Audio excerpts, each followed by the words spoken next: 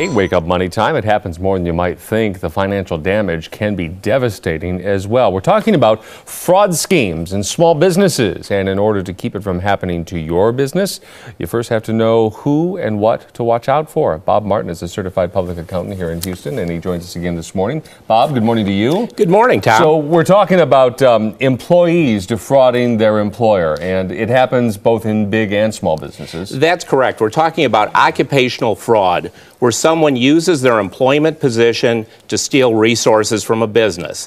And it's amazing, the average loss is between $100,000 and $200,000, and it doesn't matter if you have less than 100 employees or more than 10,000.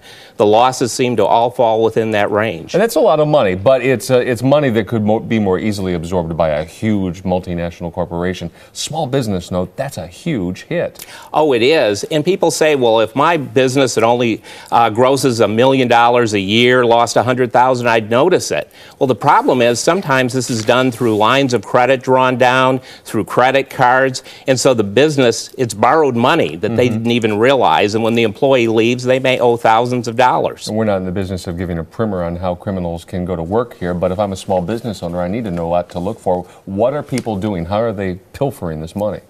What they're doing is setting up phantom companies. They're setting up shell companies for $15, and people know this. This is not a secret. You can go down to Harris County, set up an assumed name, and open up a bank account, and you might set up a name similar to one of the big vendors for the company.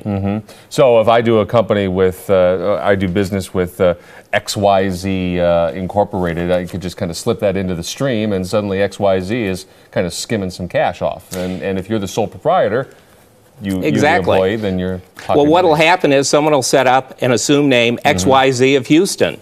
And then checks will still go out to XYZ, and what an unscrupulous employee will do will just change the address to where the checks go. Other ways that this is happening as well?